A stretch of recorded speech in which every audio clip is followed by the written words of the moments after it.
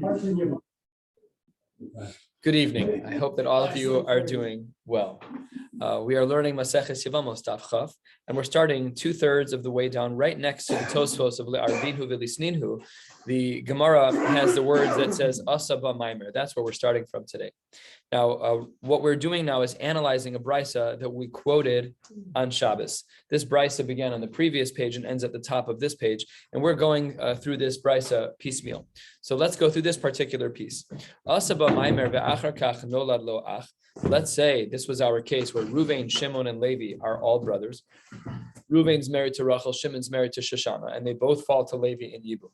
So before it got to Levi, Shimon did Maimer. He did this quasi kiddushin, which is only with kesef and shtar, but no tash mishamita. They're not allowed to be together. So if he did Maimer, the achar kach, after Shimon does Maimer to Rachel, so then nolad loach, that's when Levi is born.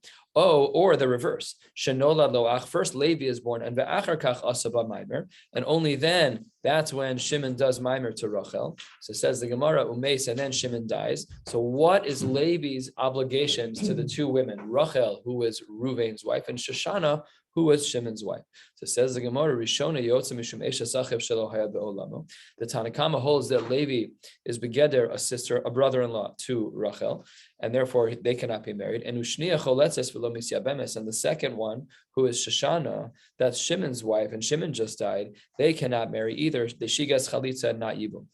That's the sheet of the Tanakama, that either way, whether or not Levi was born first or second, it doesn't matter, that the din is that she's Eishes Achev Shalohaya Be'olamo, and the other wife gets Chalitza. In contrast to the Tanakama, we're 3/4 of the way down, Rab Shimon Omer, Biasa o Chalitzasa shel Achas men poteres tzarasa. That Biasa here, Biasa, we know, of course, it means Tash Mishamita, but here it's a reference to Yibum. If in fact he chooses to do Yibum, or if he does Chalitza to one of the women, so then it's poteres tzarasa. Then the second woman is then not allowed to be married, and she's poteres. There's not even Chalitza or Yibum. Now, the Gemara is a little torn on what Reb Shimon is arguing about, because as mentioned, the Tanakama said, if Levi was born first and then there was Maimer, or the reverse, if Maimer was done first and then Levi was born. So says the Gemara, Reb Shimon, ahayakoi. When Reb Shimon says that doing Yibum or Chalitza works for one wife and the other wife is then exempt, which comment of the Tanakama was he talking about? If, in quoting the Tanakama, he's talking about a case where Levi was born first, and only afterwards, Shimon did Maimer to Rachel. We already said elsewhere, we already said yesterday that Reb Shimon doesn't argue in such a case. Reb Shimon agrees in a case where Levi is born first, he agrees that there is no argument and that really it would not work in such a case. Ella, it must therefore be that Reb Shimon in this brisa is arguing on the other part of the Tanakama. Ella, it must be asaba maimer ve'achar kach nolad loach. He must be arguing only on a case where the maimer took place first and only then was Levi born. And Reb Shimon's svara in such a case as to why it would be different is because when Levi is born after the Maimer, Levi's whole relationship with Rachel was as married to Shimon, not as married to Ruvain, and therefore there's no reason to assume that she isn't a regular sister-in-law, and Yibum would then apply if Shimon died. The Gemara continues analyzing the brisa. We're 7 lines or so from the bottom of the page.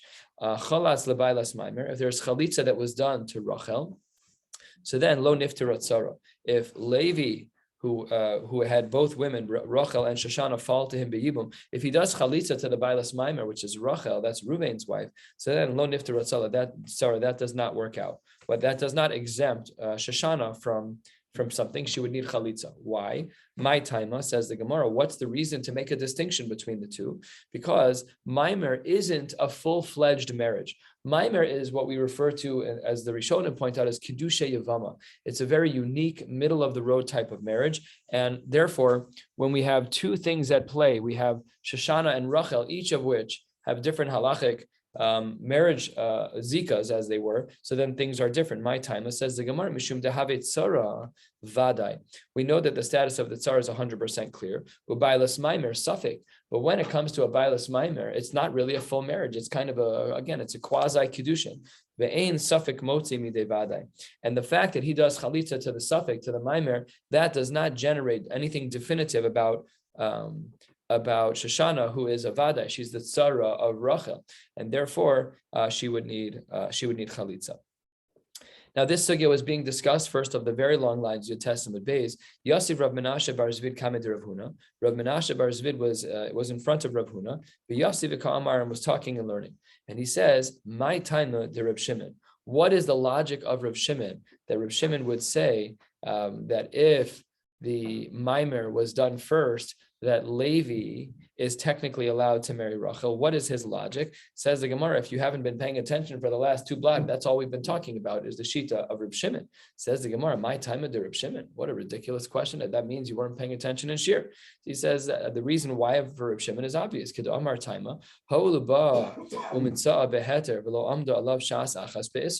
Because by the time Levi was born, Ruvain had died, Rachel fell to Shimon b'yibum, and Shimon married Rachel. So by the time Levi is born, his whole existence is that Rachel is Shimon's wife. So of course he's going to say that if Shimon then dies, that it's a regular case of yibum. His whole understanding, his whole experience of Rachel was not as Ruvain's wife.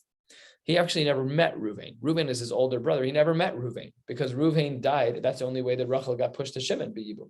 So he never met Ruvain. So his whole relationship with Rachel, with Ruvain's wife, is only as Shimon's wife. So that can't be what Rav Menashe was talking about to Rav Huna. Ella, it must therefore be that the question was, my time of D'Rabbanan. What's the reason for the rabbis to have a different opinion than Reb Shimon? We understand the opinion of Reb Shimon that if Levi was born after the Yibum took place, then Levi's whole relationship with Rachel is as Shimon's wife. But why would the Tanna Kama argue with that? Why do the Rabbanan say otherwise? So said the Gemara, and just to speak this out a little bit outside, we had three brothers, again, the same case. You got Ruvain, Shimon, and Levi. Ruvain's married to Rachel, Shimon's married to Shoshana. When Ruvain dies and Rachel falls to Shimon b'yibum, even if Shimon marries Rachel with Yibum, there's still, say the Rabbanan, there's still some type of connection to Ruvain. She still was married to Ruvain, and that should have impact on whether or not Levi could marry Rachel at a later point. That's what the Gemara says here, based on a pasuk. Elamai time of the Rabbanan, 3 lines from the bottom. Amar Kra, ulakacha lo leisha v'yivma. That when Ruvain dies, the pasuk says that Shimon should marry Rachel v'yivma. And adayin yevumim harishonim aleha. It's still true that first relationship is there. So when Rachel falls to Levi after Ruvain dies and Rachel gets pushed to Shimon, and then after Shimon dies and Rachel gets pushed to and Shoshana, that Rachel gets pushed to Levi. So the Rabbanan say, you're right, Levi's whole experience of Rachel was only as it relates to Shimon, but there still is a piece, there still was a relationship between Rachel and Ruvain, and that's something that we need to take into account. So says the Gemara, is that really true that we assume that the Yibum always lasts, that the feeling of Yibum from Ruvain, that Ruvain and Rachel's relationship still carries on? After all, Elahaditznan, last line of Yud Testament Beis, Kinsa, that in a regular, classical case, not with 3 brothers, there's 2 brothers, there's Ruvain and Shimon. Ruvain's married to Rachel, Ruvain dies, classical case, and Shimon marries Rachel. Harehi ki ishto l'chol davar. We said, we've learned this already, that once Yibum takes place, once Shimon marries Rachel in a classical case of Yibum, then they are married l'chol davar. V'amar Rabbi Yossi bar Chanina melamed, top of Chaf Amud Aleph. This teaches us that once Yibum takes place, Shemeh garsha begetu machzira, that you divorce her like you regularly would, and machzira, technically you could even remarry her again, provided that she doesn't marry someone else in the meantime. That's usher.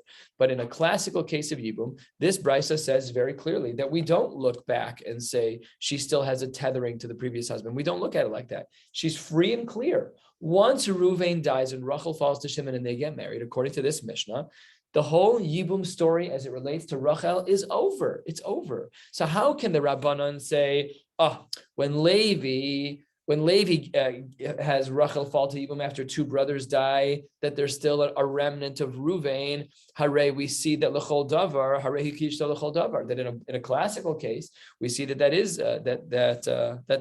she is ishta lechol davar.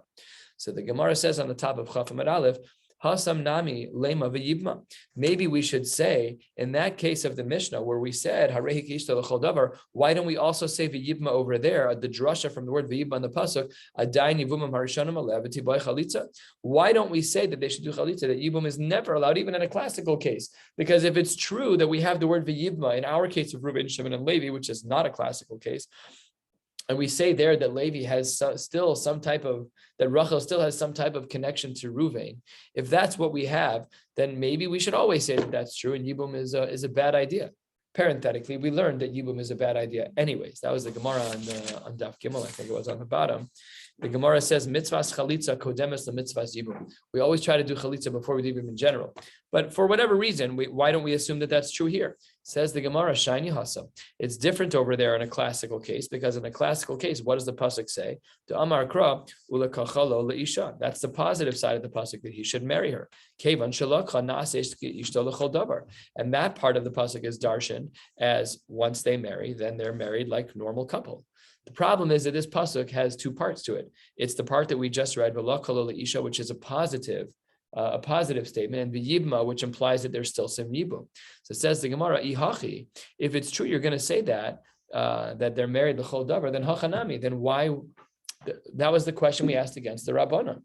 If the whole sheet of the Rabbanon is that Rachel's relationship to Ruvain, there's still a remnant of it when she falls to Levi. If that's true, why is that true? We should just say that the pasuk says ulekach ala isha. So it says the Gemara, we can't say that because of kasav rachmana v'yibma. We still need something to do with the word v'yibma. So the way the Gemara is understanding the two cases is as follows. In a typical case, two brothers, Ruvain is a brother to Shimon. Ruvain's married to Rachel. Ruvain dies. Rachel falls to Shimon v'yibum and they get married. Harehi ishta l'chol davar. Nothing to talk about. Which part of the pasuk do we apply? The positive part. Ulekach ala isha. And therefore they're ki ishta l'chol davar. However, in the more complicated case, in the less classical case of three brothers, Ruvain, Shimon, and Levi. Ruvain's married to Rachel. Rachel falls to Shimon. Shimon dies. And then Rachel falls again to Levi. That's not a standard case. There's two brothers that died. So that's more sophisticated. That's a more sophisticated case. And there we do hold on to that piece of Yibum. And how does the Gemara articulate this? In a bit of an enigmatic language. Umar Rois, how is it that you got to learn the pasuk that way? You just got to decide that the parts of the pasuk that say V'lak chalo isha goes to the classical case, and the part of the pasuk that says v'yibma, where we do say that there's some type of old connection between Rachel and Ruvain, that there we say that applies to the less classical case. So says the Gemara, mistabra, it makes more sense to say the following: shadi hetera a hetera. We should use the part of the pasuk that's granting a heter to a case that's granting a heter, which is your classical case, v'shadi isura a isura. And we're going to take the word v'yibma, which has an implication of a limitation, and we're going to apply that to our more complicated case of Ruvain, Shimon, and Levi, where Rachel was first nofeles to Shimon, and then Shimon died, and she was nofeles to Levi. Then the Gemara asks, what is ostensibly a crazy question? That's why we have this sheet just for this one question, and then we don't have any more pictures for the rest of the day. So let's read the Gemara and then let's look at the picture to see if we can understand. The Gemara says as follows: Ule Reb Shimon, according to Reb Shimon, the Amar, who is of the opinion that since the whole reason of Reb Shimon, as to why it is that Levi is allowed to marry Rachel, is because of the fact that Levi's whole experience of Rachel was simply as Shimon's wife. If that's true, then the Gemara asks the following question: Elameata. If that's true, then achoso me'imo shenasa achiv me'aviv. So these are step siblings that marry one another. Step siblings are allowed to marry one another. There's nothing wrong with that because they're completely unrelated. And then ve'achar kach nolad ach, and then This is why we need the piece of paper. And then there's another brother born. Whose child is this? We'll look at this on the sheet in a second. So then maybe we should say that there should be yibum, beheter. Maybe we should argue the same thing, that just like Reb Shimon says that Levi can marry Rachel b'yibum after she's no fellas twice, he says because Levi's whole experience of Rachel was only after she was married to Shimon. Maybe we should say the same in this case. What is this case? So take a look at the sheet here, and this should hopefully help you to understand what's going on here. There are two couples. First, Leah and Yaakov are married, and they have a daughter named Rachel. All the way to the left, Penina and Chaim are married, and they have a son named Shimon. That's in the red, number one. And then both couples divorce. So now Leah is single, Yaakov is single, Penina is single, and Chaim is single. And then step number two is that Yaakov and Penina marry. What is the relationship between Shimon and Rachel on this piece of paper? Nothing. They're step siblings. That's an American terminology. It's an English terminology. Halachically speaking, they don't share parents. There's nothing common about them. So then what happens? So then step number two, Yaakov and Penina get married. Step number three, Shimon marries Rachel. They're step siblings. That's totally fine. And then step number four is that Yaakov and Penina, in their new marriage, they have a child named Levi. And then Nebuch, unfortunately, Shimon dies. So that leaves Rachel to marry Levi. What's the relationship between Rachel and Levi? They're half siblings. They share one parent. Rachel and Levi are siblings through Yaakov. But what's Levi's whole perspective of Rachel? Shimon's wife. So the Gemara says, if Rav Shimon holds that in our case of three brothers, if Shimon holds that Levi can marry Rachel because Rachel's whole world was that she was married to Shimon as it relates to Levi, maybe we should say that Levi should marry Rachel because, after all, Levi's perspective of Rachel in this strange family tree is that Rachel was Shimon's wife. What a ridiculous question. What was the Havamina? How could you marry your half sister? That's like a pasuk in Chumash. That's in our Mishnah. That's not allowed. This was the case that the Gemara was trying to show. Oh, sorry. I'll send this to you afterwards. I apologize. This is the case that the Gemara was trying to show, but it doesn't even make sense. I guess there's a similarity in that. It's true that there's a relationship that was, as it relates to Levi, clear and clean. But the problem is that the Levi cannot marry her sister. So it says the Gemara to this question, that's ridiculous. We're 10 lines down on Chaf Maral. Isser achoso lehechan ozal. How could you even present this case? This case, you're asking, maybe there should be yibum between two half siblings. They share a father. Says the Gemara. Now we understand why the Gemara presented this case. It was to provoke this question. Hachanami isser echav shelo haya ba'olam.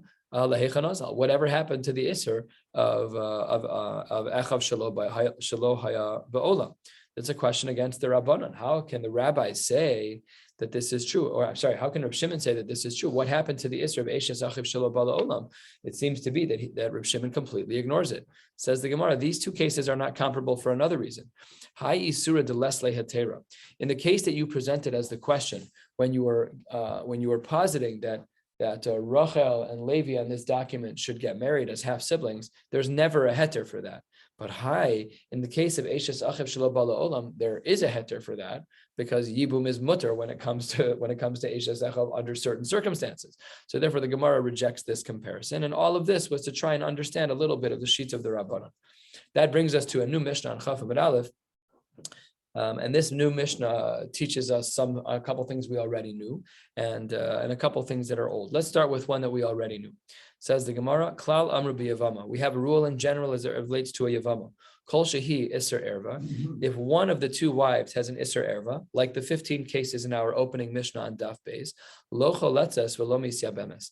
So then then there's no chalitza and there's no yibum, nothing. She's a zero. We don't have to do anything. So let's talk about a case where we've dealt with this case before, where when yibum falls to Shimon, he finds out that the Yevama is his daughter.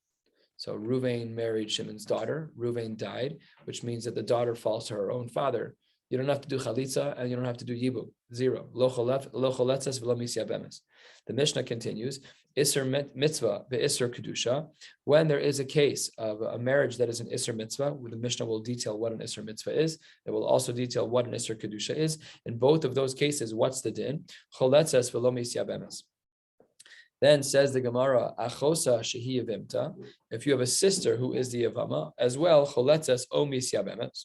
This is talking about where two sisters fall to one brother. Under those circumstances, there is chalitza or yibum to only one of them, but you can't marry both because it's a zakuka. You can't marry both of them. That's not allowed. Says the Gemara, Isser mitzvah, when our Mishnah had said Isser mitzvah a couple of lines ago, and that there was chalitza but not yibum, what was that case? Says the Mishnah, Shnios midivrei sofrim. It was rabbinic injunctions for our rayos cases. We're going to discuss this more tomorrow, but for today we'll just take it at face value that they're dinei derabanan that are referred to as Isser mitzvah. What's Isser kedusha? So an Isser kedusha is, as an example, an almana lekohen gadol. The almana lekohen gadol is going to be most of our conversation for today. Once we get to the bottom of this page until the end, an almana is not allowed to marry a kohen gadol. So we'll discuss what case that is in our Gemara. Okay, where are we here? So the Gemara says that was one of the examples of Almana l'Kohen Gadol. Another example of Isser Kedusha, says the Mishnah, is Grusha v'Chalutza l'Kohen Hedyo. So an Almana cannot marry a Kohen Gadol. A Grusha and a Chalutza, someone who's divorced or a woman who's had Chalitza done, she cannot marry a Kohen Hedyo. That's not allowed either. That's an Isser D'oraisa. Mamzeres v'Nesina. Mamzeres we know, and a Nesina is a similar halacha category. The Yisrael, that's not allowed. And Ubas Yisrael Nesin umamzer. That if Ubas Yisrael, her husband dies, and the brothers of her husband are mamzerim, so that's a problem too. That's not allowed. These are all these surei kedusha. So going back to the first word of the Mishnah, our Mishnah had said klal amr b'yavama, that there's a general rule, and because the Mishnayos are so particular, the word klal is meant to be learned from. Says the Gemara, halfway down as the Gemara opens on Chaf Amud Aleph, klal la'asu yemai. What did that come to teach us? It says the Gemara to remind us of something that we already know. Omar Rafram Bar Papa la'asuye tzaras ailanis, to include a case of a tzaras ailanis. Uchad Rab Asi, that's a case that we learn. The tzaras ailanis is where a man has an option to marry one of two women, and one of them is an islandess. She's not able to have children, so that's a zero. There's no yibum by someone who can't have children. The whole point of the mitzvah of yibum is the kaim zera la'achicha. But if she's not able to have children, so maybe all the shilas would come up. Let's say that a woman is not able to have children naturally; they can only have children with, reproductive health care. How does that work? I don't know. Klape Shmaya, the Rav Chaim Kanievsky, Zatzal, held that, I heard Bipi Hashmua, but it's pretty adua that he held that you cannot do in vitro fertilization. That's what he held, that it wasn't. So maybe according to him, if he says that that's forbidden, then this woman who's able to conceive with IVF but not able to conceive naturally, she'd be exempt from yibum because she's not able to have children. So what? You broke the rule and you did IVF according to Rav Chaim, because most poskim are matir with IVF. There are a bunch of shilas about this, but like how to get it done, because you have to collect zera. So the poskim discuss exactly how this is done. The Isser of Shechva Zera Levatala of masturbation is primarily in a case of Al-Eitzim Va'avanim, which a person is being Shochev Zera for zero purpose whatsoever. But here it's a very specific purpose. It's not Al-Eitzim Va'avanim, but there are a whole bunch of other complex shilas that are woven in here. Anyways, that's what the Gemara says over here, that our Mishnah is to include that there is an Isser Yibum, that there is no Yibum in a case of an islandess, and nor for her tzara either, and that is like Ravasi. Then the Gemara says, some say it's actually a little bit different. Kol she'isura iser erva hu asira tzarasa. The only time that it's tzara, that the co-wife is going to be exempt, it's not when wife number one is an islandess. It's when there's an iser erva on wife number one. If wife number one is an islandess, that's not an iser erva. It's a separate issue, which is that she can't have children. So here, if that woman is not an Isser Erva, then that's not going to cause a problem for a tzara. Halo Isura Isser Erva, tzarasa lo asira. The me'ute mai. What is that coming to exclude? Amar Rafram the me'ute tzaras islandess u'delo kirabasit. So machlokas as to how we understand our Mishnah, either to include or to exclude the case of an islandess. What was the case of a achosa shehi yevimta? I had already said that it's a case where there was two sisters who fall to one brother, but the Gemara goes through the shakla v'tarya, 2/3 of the way down at the two dots. Achosa deman, who is she a sister of? Ilema, that she is a sister of the previous case in the Mishnah, de Isser mitzvah. Well, that doesn't work because kevan demi de oraisa ramya kame paga ba'achos zekukaso. We have a case scenario that had it been that she was the sister of someone who was an Isser mitzvah, which is a shnios midivrei sofrim. We said that these are cases that are rabbinically restricted relationships. So then came in the midoraisa ramya kame, since it's only rabbinic and midoraisa, there really should be yibum. So then paga ba'achosos achos zekukaso. That doesn't work because then the two sisters are zekuka to one another, are both zekukos to him. So therefore, we would not then have the din of our Mishnah of choletzes o misyabemes. That doesn't work. Ella says the Gemara, we're talking about achosa, the Isser Erva. We're talking about a case where the sister is the sister of someone who is an Erva to the Yavam. The Gemara says Isser Mitzvah Shnios. We had said that the words Isser Mitzvah in our Mishnah were referring to Shnios. We're referring to Dine de Rabbanan, of relationships that cannot be had. Amai Karula Isser Mitzvah. Why is it that these were referred to as Isser Mitzvah in the Mishnah? These cases, says the Gemara, Amar Abaye, Mitzvah Lishmoa Divrei Chachamim, because there's a mitzvah to listen to the rabbis. And the rabbis told us that there were some rabbinic injunctions, some cases that we should not be allowed, or it wouldn't be appropriate for one to consummate a relationship, to consummate a marriage. So then under those circumstances, it's a mitzvah to listen to the chachamim. That's why the relationships that are rabbinically prohibited as it relates to arayos are referred to as Isser Mitzvah. What's Isser Kedusha? So we had said in our Mishnah, Almana l'kohen gadol, grusha v'chalutza l'kohen hedjod. Those were samples of Kedusha. V'amai karalahu isurei Kedusha, says the Gemara, Dechsiv Kedoshim yu lelohem. One should be holy to God. Tanya, the Brisa writes, Rabbi Yehuda Machlif, Rabbi Yehuda looked at the terminologies in our Mishnah of Isser Mitzvah and Isser Kadosh, Isser Kedusha. Which one is it called? I can't even remember anymore. Isser, what? Yeah, Isurei Kedusha, and he reverses them. He says Isser Mitzvah is Almana l'kohen gadol and grusha v'chalutza l'kohen hedjod. Ve'amai karila Isser Mitzvah. Why then, if you're changing what an Isser Mitzvah refers to? We thought Isser Mitzvah was talking about shnios la'arayos. Here you're saying it's talking about what our Mishnah says has to do with Isurei Kedusha. So ve'amai karila Isser Mitzvah. Why then would it be referred to as Isser Mitzvah? Because the pasuk says Dechsiv eile hamitzvos, in reference to arayos, that these are referred to mitzvos in regards to the mitzvos of a Kohen in particular. So therefore, these are mitzvos. Therefore, we're going to call them Isurei Mitzvah. And Isser Kedusha, Shnios Midivrei Sofrim. And in the Brisa of Rabbi Yehuda, he understood in our Mishnah that when it said Isser Kedusha, it wasn't talking about Kohanim. It was talking about Shnios Midivrei Sofrim, rabbinic injunctions on certain relationships. V'amai karila Isser Kadosh. Why then does our Mishnah refer to it as Isurei Kedusha? Says the Gemara, Amar Abaye, Kol Makayim Divrei Chachamim Nikra Kadosh.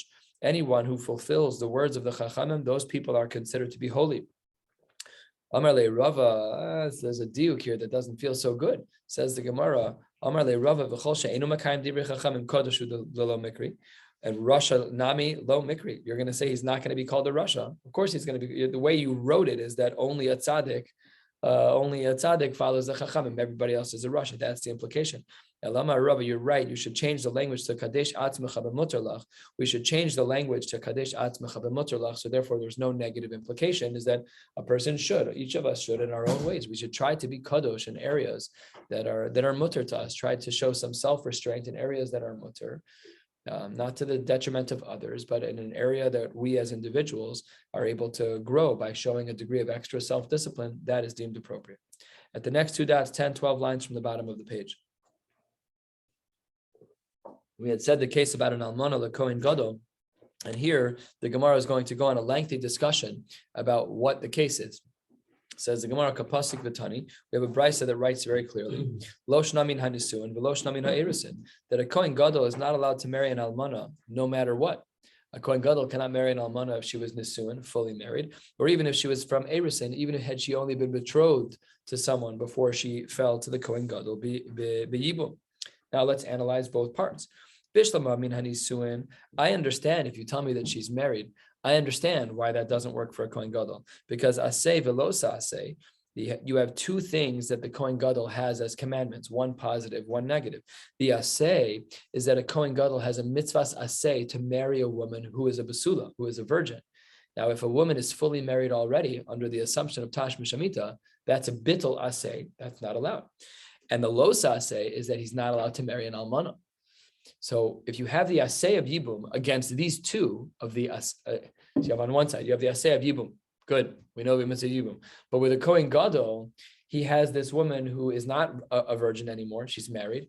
She was married, and she's also an almana. So you can't have the asay of yibum outweigh those two because it's an asay and a lo saseh. So we understand why a Kohen Gadol is not allowed to marry a Nisuin, an almana who was once married to another man. So Ruvain and Shimon. Shimon is the Kohen Gadol. Ruvain's married to Rachel, and Ruvain dies. So that makes her an almana. So of course he cannot marry her because Ruvain lived with Rachel, and now he's not allowed to marry her. So the power of the mitzvah asay of yibum is not strong enough to override the asay and lo saseh of the Kohen Gadol as it relates to the almana. Ella, 8 lines from the bottom. What I don't understand, says the Gemara, mina erisin. If you say that all that ever happened was she got engaged, so Ruvain and Rachel got engaged, and then right away Ruvain died. They never finished the chuppah. Back in the day, their weddings were far apart from Erisin to Nisuin. So says the Gemara, what happens in a case like that? So then what do we have? We only have the lo sa'aseh greda. She's still a virgin. So we don't have to worry about a say of she has to be a virgin. She's never been married. She's only been betrothed. So says the Gemara, maybe we should say, maybe we should say as follows, and I'm going to spend a moment to clarify because the next amud will not make sense if we don't understand this piece. Our question is like this. We know that an almana cannot marry a Kohen Gadol. More accurately, a Kohen Gadol cannot marry an almana. That we know. But what if she never had Tash Mishamita? If she never had Tash Mishamita and she was only engaged to Ruvain, and then Ruvain died, and then Rachel fell to Shimon the Kohen Gadol, b'yibum, so then the scales should work like this. The mitzvah of yibum against the lo sa'aseh of not marrying an almana. Aseh, docha lo sa'aseh. So why don't we say that the Kohen Gadol can marry an almana provided that she was only engaged? It's a classical case of aseh, docha lo sa'aseh. We should allow that to happen. That's a good question. The Gemara is going to posit 4 answers over the next amud, and then we will call it a day. So let's get started on answer number 1, 5-6 lines from the bottom. Amar Rav Gidol Amar Rav. It's very simple. The reason why an almana who is only engaged and never had tash mishamita cannot marry a Kohen Gadol is because the pasuk says so, but only in an indirect way. Amar Kra, also Yevimto Hashara.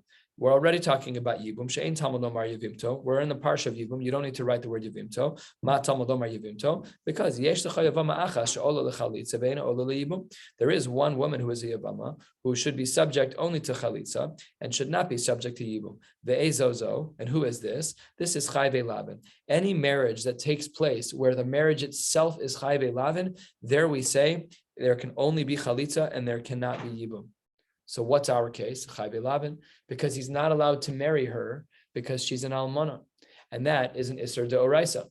So even though it's only Be'erusin, you're right. You're absolutely right. You're 100% right that she didn't have Tash Mishamita. But we're no longer asking a classical case of Asay, again, Asay Dochalos Asay, of the Asay of Yibum overriding the Isser of him marrying an almana. We're not saying that because we have a trump card, and the trump card is a drasha. And the drasha is that Chai Ve'lavin are not allowed to have Yibum. They can only do Chalitza. So says the Gemara, that's great, but how did you come up with your answer of Chai Ve'lavin? Maybe we should say that pasuk is only speaking about a case where there's kares, ve'ema chai ve'krisus. That we're talking about our case. If in fact this pasuk is talking about krisus, and then it's not talking about Chai Ve'lavin, then we're back to our question of why can't it be that a Kohen Gadol can marry an almana who is only betrothed and not married? Says the Gemara, the reason why we have to say that the pasuk is referring to Chai Ve'lavin and not Chai Ve'krisus is because of the following. 3 lines from the bottom. Amar Kra. There has to be a case scenario where the mechanics of the marriage would work if in fact Yibum took place. That there's no possible way for this to work. When it comes to Chai Ve'krisus, there's no possibility of Yibum. There, the mechanics of the marriage don't work. If there's a father and a daughter, and they go through the whole rigmarole, they're like, and they try to get married, it doesn't work. You can't marry your erva. It doesn't work. There's no mechanics there because there's arayos. So therefore, the pasuk doesn't make sense to say that it's speaking about Chai Ve'krisus, because the pasuk implies that at least the Yibum has to be a functional relationship, and this cannot be the case here. Says the Gemara, well, maybe we should say the same rule by Chai Ve'lavin nami. Maybe we should say the same thing is true by Chai Ve'lavin, that there should only be Chalitza and no Yibum. Says the Gemara, but we already said, Harabi Rachmana Yevimto. We already included that case with the extra word of Yevimto to teach us that this is a case specifically where they're not supposed to get married. Says the Gemara, Umar Rois, how is it that you got to learn the psukim that way? Why is it that Chayve Lavan has chalitza, but Chayve Krisus have nothing? There's just nothing to do with it if the daughter falls to the father in Yibum. Says the Gemara on the top of Daf Chaf Amud Beis Mistabra. It really is very logical because of the following, and this is an idea that we've learned before. Chayve Lavin Tafse Behu Kedushin. When it comes to Chayve Lavin, let's say that an Almana marries a Kohen Gadol or a Grusha marries a Kohen Hedyot. So even though it's an Isser Doraisa, but still Tafse Behu Kedushin, the Kedushin still works. Unlike a father-daughter where the Kedushin doesn't work, the Chiyuve Lavin does work. But Chayve Krisus, line 2, Chayve Krisus lo Tafse Behu Kedushin. You can say Harad Mikudeshasli 1,000 times, nothing will change. She'll never be your wife if she's an erva to you. It just doesn't work.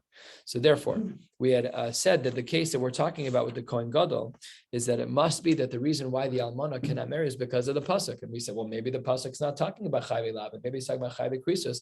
No, it's not possible because Chayve Lavin, there still is, in theory, albeit usher, it still is possible for the mechanics of the chuppah to work. Masha Ein came when it comes to Chayve Krisus, that's impossible. Therefore, the pasuk is as we've learned, and that is to say that Chayve Lavin are a case where there is chalitza, but no yibum, and that works out very nicely. That's the answer of Rav. A couple of questions on Rav. The first one gets answered, the second one doesn't, and we have to pivot to another answer. It says the Gemara on the second line of Chaf Amud Beis, Masiv Rava. Rava says, hold on one second.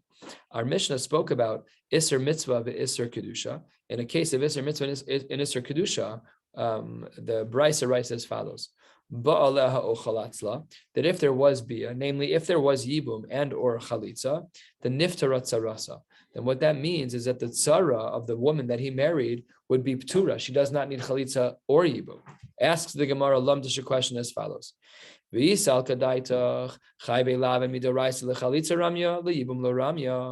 midoraisa, it's true, like Rav wanted to say, that when it comes to Chayve Lavin, that yes, there's chalitza, but then there's no yibum. So then how does this brisa make sense? This brisa says that if he does yibum, then the tzara is going to be ptura.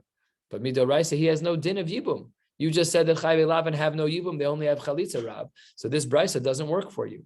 So Rava was the one who asked the question. He's also the one who answered it in order to keep Rav's shita alive, a lot of integrity. It's good to ask a question, not only to win, but to actually come up with the emes. So Rava says, well, the Gemara says in the name of Rava, who mosiv lava, who mefarikla, he answered in the name of Rav as follows. He said, "Litzdadin katani." We need to split this phrase to split the phrase of Isser Mitzvah and Isser Kedusha into two different cases. That's what Litzdadin katani. Litzdadin is used in very different ways throughout Shas, and here it just means that there are two ways to understand the Mishnah, or two parts of the Mishnah more accurately. Ba'aleha, when it says in this brisa Ba'aleha that he took her as a Yevama, that was referring to Isser Mitzvah, Isser Mitzvah. But Chalatzla, when it was talking about Chalitza, Isser Kedusha, and if you look back at the sugya, you'll see that this helps Rav's shita to still be valid, that when it comes to Chayve Lavin, so there's Chalitza still, but there's no Yibum. Good. So what's the second question on Rav? Rav had said that by Chayve Lavin, that there's Chalitza, but no Yibum. So Masiv Rava, Psuadaka, if there is a person who has a terrible injury and their baits and their testicles were actually crushed, Ukrus Shavcha, a person whose gid, their anatomy was actually cut in a way where part of it is missing, Sris Adam, or a man who's sterile, Vahazakein, or someone who due to old age is not able to have children. I don't know what that means. We typically assume that the healthy male age is not really relevant for the production of healthy zera. Nevertheless, whatever the case may be, in all of these cases, O Cholzen, O Miyabmin, if they end up in a scenario where this man who is not able to have children, he ends up being presented with a Yevama, the halacha is, it's O Cholzen, O Miyabmin, either one. Okay, Ketzad. Says the Gemara, what's the case? Mesu, if the man who should not have been married because he's a krus shavcha, whatever the case may be, if a man was married and he died, v'lahem achim, and he had brothers, v'lahem nashim, v'amdu achim, And these brothers who were healthy, they married the wives of these men who were unhealthy and not able to have children. Masha asu asu, no problem at all. Everything works out well. And if they have tashma shamita, namely if yibum takes place, so then everything works out. They're married. Mesu achem, but what happens if the brother Shimon is a healthy brother? He's fertile. He's able to have children. But he didn't yet. He doesn't have all the biological challenges that his brother does. So he dies. And then the wives of this healthy brother fall to the brother who is unhealthy. He's the ptsuadaka. He's the krushavcha. He's the sris. He's not able to have any children. Masha asu asu. It's usher for him to marry them, and he should not have married them. But if he did, the mechanics still work. We assume, therefore, that they're married.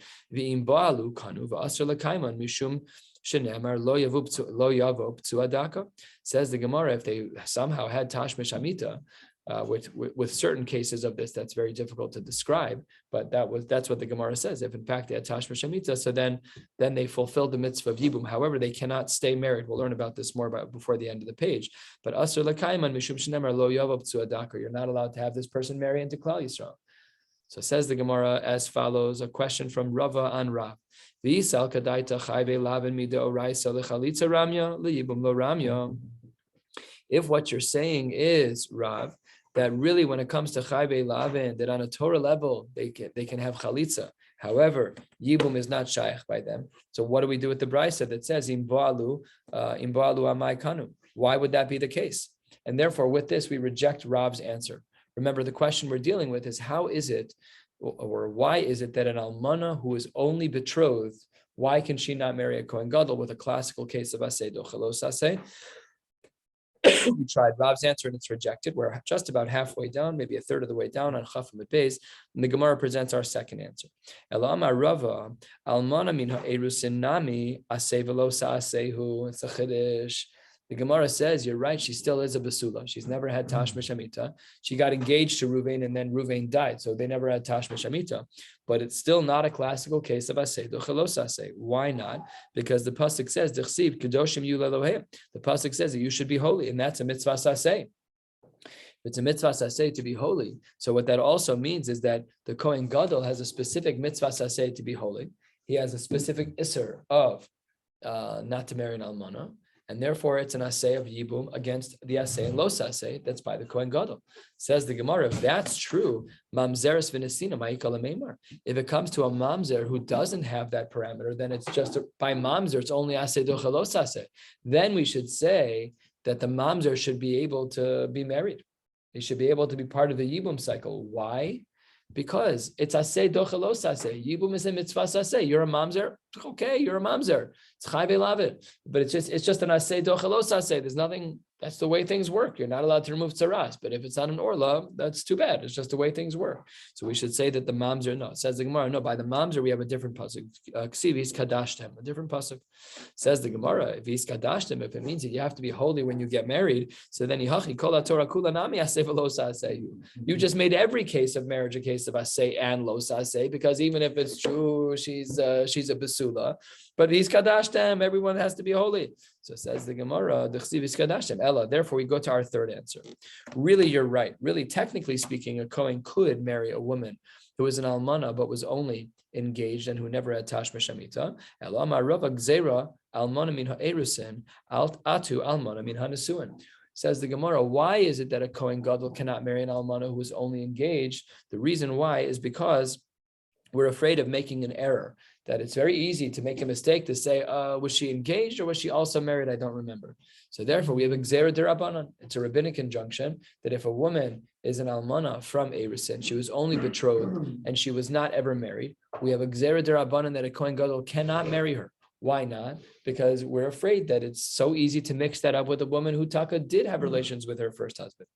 Says the Gemara, mamzeres v'nesina ma'ikal meimar. What gzeira are you going to have by a mamzer? Says the Gemara as follows: Gzeira b'makom mitzvah, atu shelo b'makom mitzvah. We should restrict the marriage of a mamzer, even though it's true that you can use the logic of aseh docha lo saseh. We have a gzeira derabanan of that case where it's b'makom mitzvah, atu shelo b'makom mitzvah. That God forbid a person would marry a mamzer shelo b'makom mitzvah, and that's usher. Elamayata, if that's true, says the Gemara, then eshes achiv me aviv lo tisyabeim. If you have the case of eshes achiv shelo bala olam, there should be no yibum. Gzeira shema eshes achiv meimo. If you have a case where there's yibum from the father's side, which is all cases of yibum, we should never let that happen because maybe someone will make a mistake and do yibum based on the mother, which is usher. That we don't do. Yibum is only based on the father's side. Says the Gemara, Yibum benachala tala rachmana. You just have to read a pasuk in Chumash to see that. It's all dependent on the father. Meda yediyah, everybody knows that. Okay, fine. Isha she'ein labanim lo tisyabe. Maybe we should say that, and this is the most normal case ever, because everybody knows that Yibum doesn't happen if you already have children. Says the Gemara, maybe we should have a gzera derabanan, that a woman who has no children should not do Yibum, gzera mishum isha sheyesh labanim, out of concern that maybe a woman will have children and she won't know the rule and she'll get married, and that's an Isser D'Oraisa. And by the way, that's the whole Torah of Yibum is out the window if this question stands. Says the Gemara, bebanim tala rachmana, just read the Chumash. Just read the Chumash. That's too obvious. We don't have to worry about every last blessed concern that some guy who's uneducated, they're gonna, okay, we happen to not know Psukim and Chumash. I'm just saying we're the bad guys here. But the Gemara says, Meida Yedi, everybody knows that it's only when there's no children. Okay, what about Eshes Achiv Shahaya Be'olama Lo Tisyabim? Gzeira Mishum Eshes Achiv Shalohaya Be'olama. We should have a Gzeira that we should say Eshes Achiv Shahaya Be'olamo, that maybe a brother Levi, even as a young child, he shouldn't do Yibum because maybe there's a case where Levi is born after the Yibum took place. Okay, says the Gemara, B'yeshiva Tala Rachman. Everybody knows that all the brothers have to be alive. But right, and Meida Yediyah. Absolutely, that stuff is all obvious. Says the Gemara, Kol Hanoshem Lo Tisyabma Gzeira Shemishum Eilinus. Maybe we should never let women do Yibum because there's a percentage of women who cannot have children, and an islandess ruins Yibum. Says the Gemara, Lo Shchicha. We don't make a Gzeira in cases that are not Shchiach. Says the Gemara, Mamzer Sinisina Nami Lo Shchicha. You made a Gzeira 5 lines ago about a Gzeira, about a Mamzer, where you said we should not let a Mamzer marry B'makom Mitzvah because of a case Shelo B'makom Mitzvah. Says the Gemara, back to answer 4. That was the question, the dagger that ruined answer 3. So now we're back to our initial question. Why is it that we say that a Kohen is not allowed to marry an almana who is only betrothed and who never was intimate with her husband? Elo amar Rava, gzeira bia rishona atu bia shnia. This is fascinating. If you have a say docha lo saseh for Yibum that only allows the first episode of Tashmish Shamita to take place, you can never sleep with your wife again. Why? Because it's not aseh docha lo saseh anymore. Now the Kohen Gadol is just being intimate with an almana, which is a pasuk in Chumash. So there's a distinction to be made from Bia Rishona, which is the fulfillment of Yibum, but that any other episodes of intercourse are forbidden. Because there's no aseh docha lo. It's an unbelievable dichotomy of episodes with the same person. The first one's a mitzvah d'oraisa, and the second one's an isser d'oraisa. Same exact act, same exact person, a day apart. Nothing changed except for the aseh docha lo saseh. And Tanya Nami Hachi, the Brisa writes like this: Im ba'alu kanu b'bia rishona, ve'aser l'kaiman b'bia shnina. You're not allowed to maintain that relationship. Lastly, Hadar Amar Rava v'itema Rav Ashi lav mil sehida. I mean, that's actually not correct what we just said. Amar Reish Lakish kol makom she'atamotze aseh v'lo saseh ima tayachol l'kayim shnei mutab. It's better to fulfill both of the mitzvos. What should you do? V'im lav, if you don't have a choice, fine. Yavo aseh v'yitcha esalos aseh. And hacha nami efshar b'chalitza d'mekayim aseh v'lo saseh. Check this out. Brilliant solution. This woman who's an almana through betrothal only. Ruvain got engaged to Rachel. Ruvain died. She falls to Shimon b'yibum. What should Shimon do? Shimon's a Kohen Gadol. Says the Gemara, tell him to do chalitza. Don't have them be intimate. Tell him to do chalitza. You'll fulfill the mitzvah d'oraisa of yibum chalitza by divorcing her. You won't violate the isser of almana. Perfect solution. That's a great idea. That's what we've all been building up to this very simple solution, and the Gemara is going to throw it out. No, it can't be that this is correct. The Gemara does not say why it's not correct, other than it isn't, because Meisive, you can't be right to say that the right move is for the Kohen Gadol simply to do chalitza. Why not? Because Meisive v'im va'alukanu. We know that if they are intimate, that in fact that they are married, and he fulfilled the mitzvah of yibum. So we therefore see that the Gemara doesn't exclude that shita to yuvta. We reject that last shita, and l'chora we fall back on the previous answer, which is that they are allowed to get married only for the first Tashmish Shemitah, and then they have to divorce right away. We'll stop right here. Wishing you all a beautiful night.